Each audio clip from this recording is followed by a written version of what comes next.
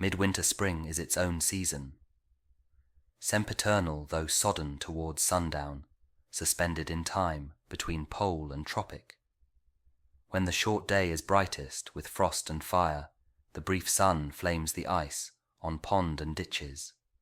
In windless cold that is the heart's heat, reflecting in a watery mirror, a glare that is blindness in the early afternoon.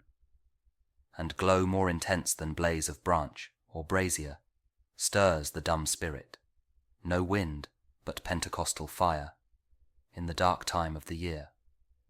Between melting and freezing, the soul's sap quivers. There is no earth smell or smell of living thing. This is the springtime, but not in time's covenant.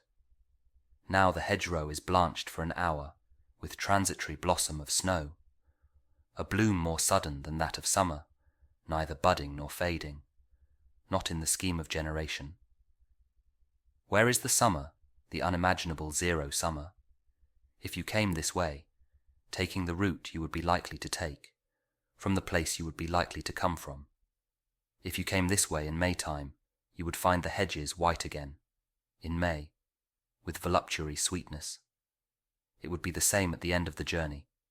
If you came at night like a broken king, if you came by day not knowing what you came for, it would be the same when you leave the rough road and turn behind the pigsty to the dull facade and the tombstone. And what you thought you came for is only a shell, a husk of meaning, from which the purpose breaks only when it is fulfilled, if at all.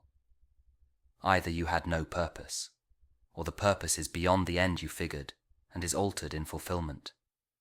There are other places, which also are the world's end, some at the sea jaws, or over a dark lake, in a desert or a city. But this is the nearest, in place and time, now and in England. If you came this way, taking any route, starting from anywhere, at any time or at any season, it would always be the same. You would have to put off sense and notion. You are not here to verify, instruct yourself, or inform curiosity, or carry report. You are here to kneel where prayer has been valid.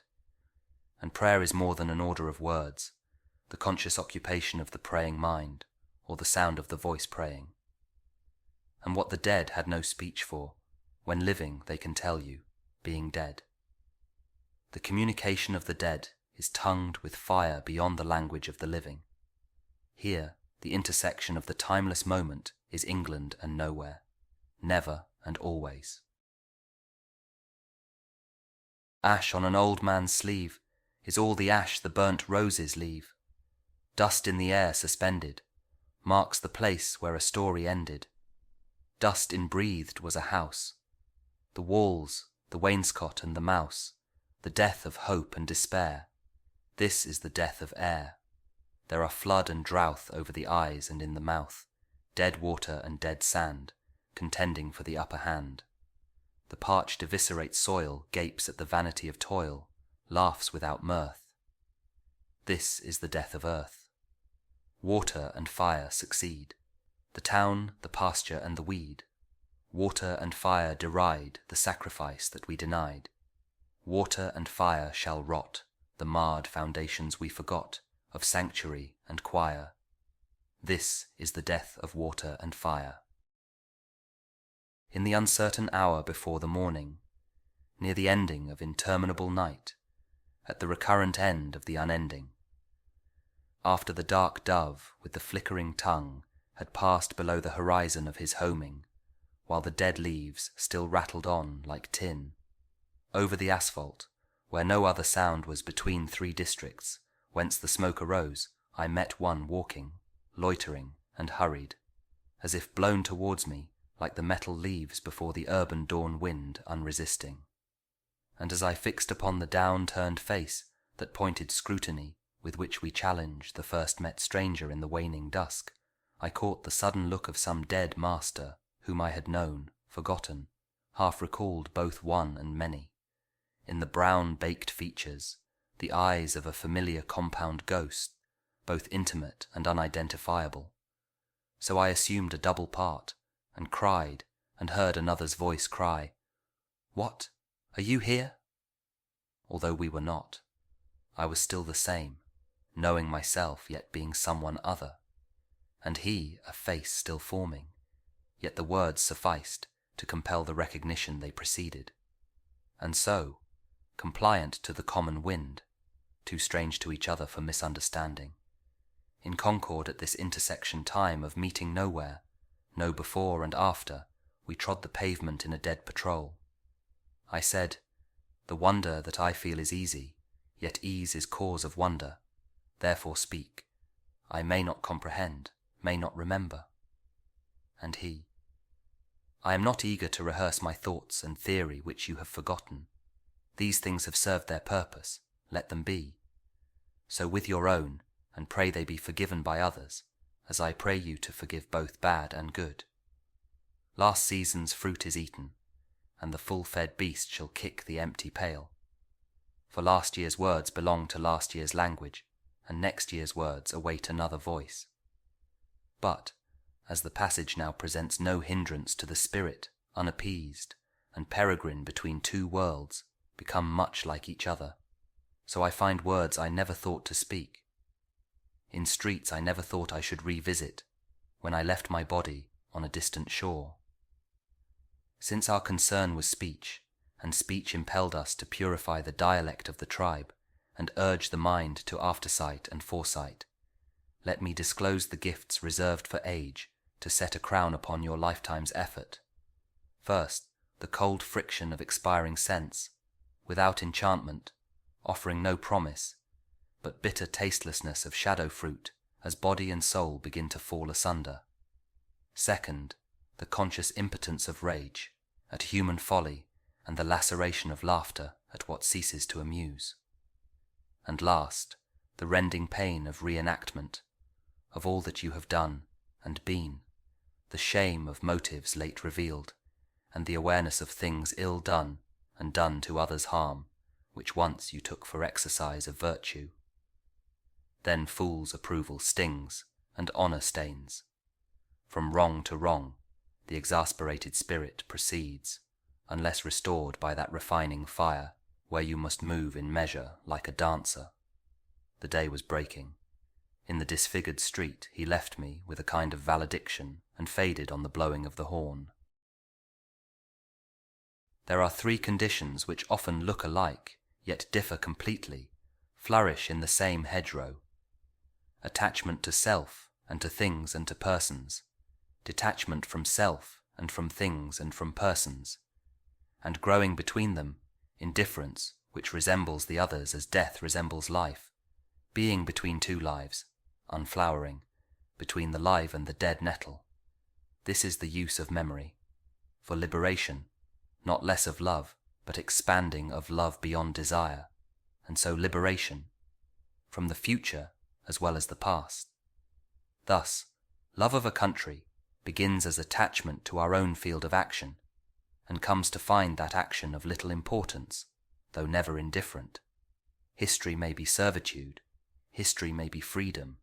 See, now they vanish, the faces and places, with the self which, as it could, loved them, to become renewed, transfigured in another pattern. Sin is behoverly, but all shall be well, and all manner of things shall be well. If I think again of this place, and of people not wholly commendable, of no immediate kin or kindness, but of some peculiar genius, all touched by a common genius, united in the strife which divided them. If I think of a king at nightfall, of 3 men and more on the scaffold, and a few who died forgotten in other places, here and abroad, and of one who died blind and quiet. Why should we celebrate these dead men more than the dying? It is not to ring the bell backward, nor is it an incantation to summon the spectre of a rose. We cannot revive old factions, we cannot restore old policies, or follow an antique drum. These men, and those who opposed them, and those whom they opposed, accept the constitution of silence and are folded in a single party. Whatever we inherit from the fortunate, we have taken from the defeated, what they had to leave us, a symbol perfected in death, and all shall be well, and all manner of things shall be well, by the purification of the motive in the ground of our beseeching. The dove descending breaks the air with flame of incandescent terror, of which the tongues declare the one discharge from sin and error. The only hope, or else despair, lies in the choice of pyre or pyre, to be redeemed from fire by fire. Who then devised the torment? Love. Love is the unfamiliar name, behind the hands that wove the intolerable shirt of flame which human power cannot remove. We only live, only suspire, consumed by either fire or fire. What we call the beginning is often the end, and to make an end is to make a beginning. The end is where we start from, and every phrase and sentence that is right, where every word is at home, taking its place to support the others, the word neither diffident nor ostentatious, an easy commerce of the old and the new, the common word exact without vulgarity, the formal word precise but not pedantic, the complete consort dancing together. Every phrase and every sentence is an end and a beginning, every poem an epitaph. And any action is a step to the block, to the fire, down the sea's throat, or to an illegible stone, and that is where we start. We die with the dying. See, they depart, and we go with them. We are born with the dead. See, they return, and bring us with them. The moment of the rose and the moment of the yew tree are of equal duration. A people without history is not redeemed from time, for history is a pattern of timeless moments. So, while the light fails on a winter's afternoon, in a secluded chapel, history is now and England. With the drawing of this love and the voice of this calling, we shall not cease from exploration, and the end of all our exploring will be to arrive where we started, and know the place for the first time, through the unknown, remembered gate, when the last of earth left to discover is that which was the beginning, at the source of the longest river, the voice of the hidden waterfall, and the children in the apple tree, not known because not looked for, but heard, half heard, in the stillness between two waves of the sea. Quick now, here, now, always, a condition of complete simplicity, costing not less than everything, and all shall be well, and all manner of thing shall be well, when the tongues of flame are infolded into the crowned knot of fire, and the fire and the rose are one.